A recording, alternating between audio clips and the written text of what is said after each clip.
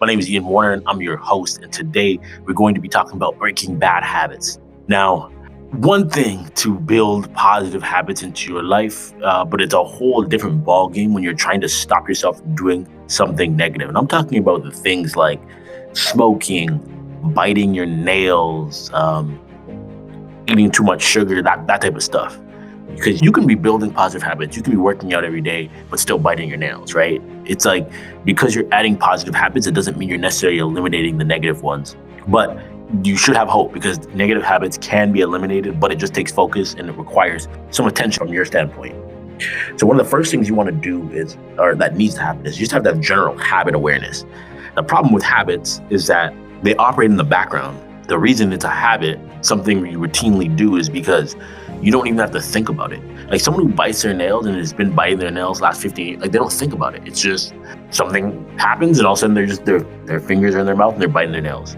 You might not think about the fact that you go upstairs and, go and grab a pack of gummy bears or drink some, energy drink or whatever.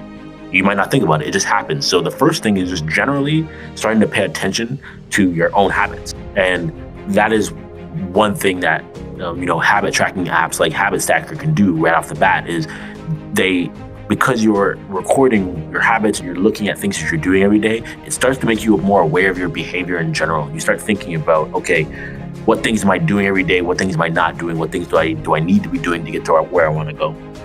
So once you have that habit awareness, you'll notice habits like things like biting your nails. You might notice other things that you do that you would like to stop. And this is where you need to just start recording these things and every time you do them. Now, this is a little bit different than like what a habit tracker is. A habit tracker will let you know if you did it for the day or not. I'm talking zooming in and getting a little bit more detailed than that. I'm saying actually recording and writing down every single time you do it. So if you bite your nails, every single time you bite your nails, write down what you were doing, what was happening before, where you are, what time of day it is, all that stuff. Get as much information on the habit as possible.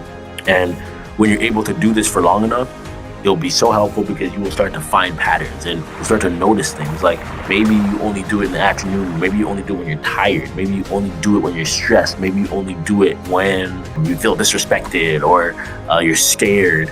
You'll notice certain emotions attached with these behaviors or just certain times of day that seem to be attached with these behaviors. So then once you can figure out the patterns, now it's about reverse engineering these patterns. But before you can do that, you have to know what the reward you're searching for is. And this can be tricky because the reward is often the underlying thing that you're not saying.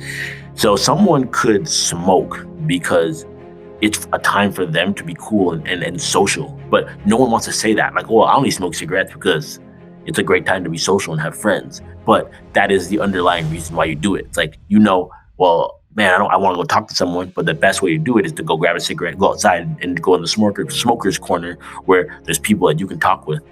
Or maybe you do it when you're stressed, like you're feeling, life's kind of building up on you and you just want your way out. You want out, you want out, you want out. And by smoking a cigarette, it helps to relieve that tension that's building up in you. That is definitely a possibility. That's why a lot of people smoke, actually. But again, there could be just reason after reason after reason after reason. But you have to identify what that reward is that you're searching for. Like, what is the thing that when I do this thing, I feel relief or I get this dopamine hit because of what?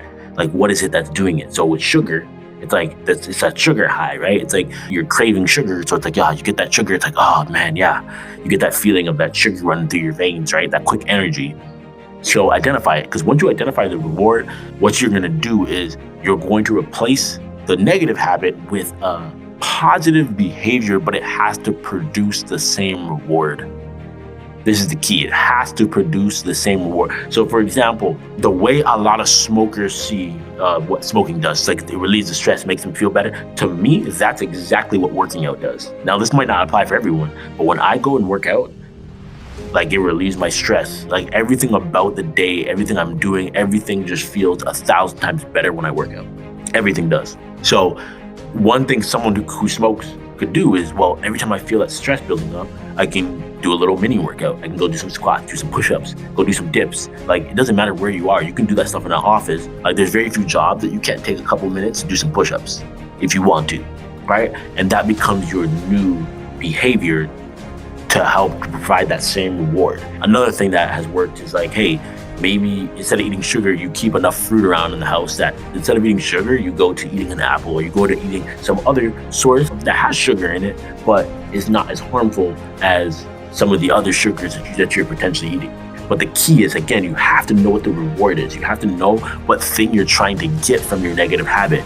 Once you figure out what you're trying to get from it, then you can find the alternative and start replacing it with something else that does the exact same thing. So it's like, oh man, I'm really craving sugar. Okay, I have an apple, and you notice, okay, my craving for sugar has gone away, and I did it eating something that is much better than having a donut with full of icing and all these other things. And this just goes down the line. So again, let's run through it. First step is you got to be aware. You got to start paying attention to what your behavior is in the first place. That's just general habit awareness. And then once you do that, you're going to start recording all the time that you do that negative habit all throughout the day for a whole week. Just keep writing it down. Oh, I bite my nails, I bit my nails at this time. I bit my nails, I was feeling stressed, I bit my nails, and just keep writing it down, and you'll start to notice patterns. Then once you find those patterns, you gotta identify the rewards. Like, why is it that, oh, I only do this thing at nighttime? Oh, well, it seems that whenever I'm tired, I start making these poor choices. And the reward I'm looking for is I'm actually trying to get myself more energy. So I eat a lot of sugar at night because I'm trying to get more energy because I'm tired. And sugar is a quick source of energy. It's not a long-lasting source of energy, but it is a quick source. It gets into your blood real fast, right? So then if you know that the reward you're looking for is more energy, well, what are some high energy foods you can be eating throughout the day to make sure that your energy is better? Also, what are some better sleep patterns that you can adopt to make sure that you have high energy so that by the end of the day, you're not relying on sugar because you actually have the energy to get through the day? What you're going to do, again, in the last step is you're finding an alternative behavior that produces the same reward. You're finding an alternative behavior that produces the same reward. If you bite your nails because you're stressed, well, you need to find something else that can relieve that stress, whether you go get a stress ball or you do, it doesn't matter what it is, but you have to find something else. And you can't just cut it off cold turkey and not expect to fill it with something. Like, this is why a lot of people who get addicted to anything, they don't fully make a recovery because they don't adopt a lifestyle that is replacing that reward that they need in their life. That dopamine hit, that the addiction to sex or drugs or whatever it is, like, it has to be replaced with something positive. And, right off the top, I know this for a fact, like, working out, like, and not just like easy, soft workouts, like really hard workouts can provide a lot of stress relief and a lot of release from a lot of different negative habits. But you have to be consistent with it, and you have to be willing to push yourself hard. And I'm not saying that's the cure-all for everything, but I am saying it's a good starting block to change your life, to change your discipline, your mental attitude, and all that stuff, all doing really one activity. So that's that, you guys. If you go to course.thehabitstacker.com, you'll see the Habit Mastery course. And in that course, there's a whole section of videos just on breaking bad habits and where we go in deep. So if this is something that has been holding you, dive in and make sure it's not something that keeps holding you back. Because I'll tell you what, some negative habits, they compound, right? Just like positive habits, they exponentially get better and better and better over time. And you start to reap those exponential benefits. But the same thing happens with negative habits. Eventually, they start exponentially tearing you down. And you want to make sure that that's not the case.